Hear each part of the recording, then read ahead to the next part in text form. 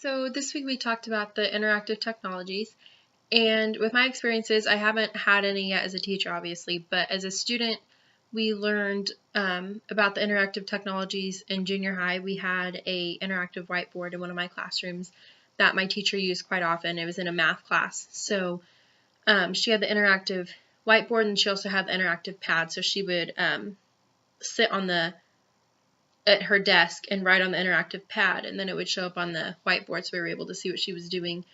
And she didn't have to leave her desk because she was disabled for part of the year, so she couldn't walk as well. So she would sit at the desk and not have to move, but yet she could still do lessons pretty well. We also used the little clickers a lot when I was in junior high. We used them for like practice quizzes, and basically so that the teacher could kind of see how we're doing and stuff.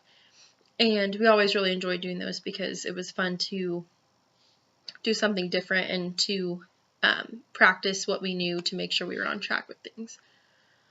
If I had to choose an interactive whiteboard and remote, I would probably choose the Smart Tech for the whiteboard, just because I like the design of it and it seemed really easy to understand and pick up.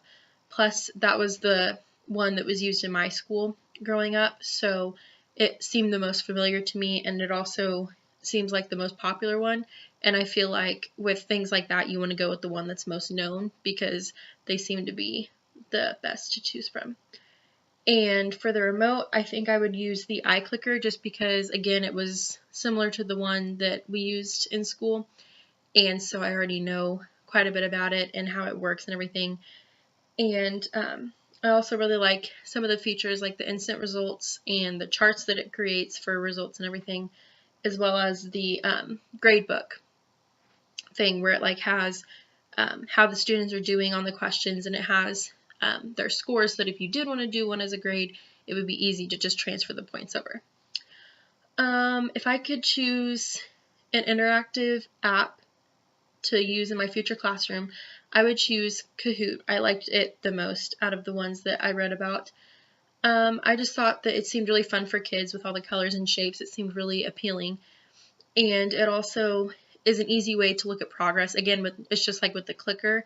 It's like you can see the progress of the students, you can see how they're doing, and see the results right there at your computer and as you go, versus having to have worksheets handed out and then go through and grade or whatever.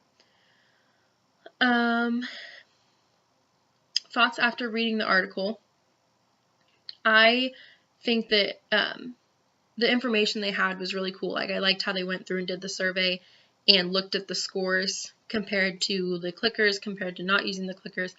And I think it was a really good display of how much those can actually help, because while every student might not benefit from them, I think that it does reach a lot of students and it does help a lot with quite a few of them.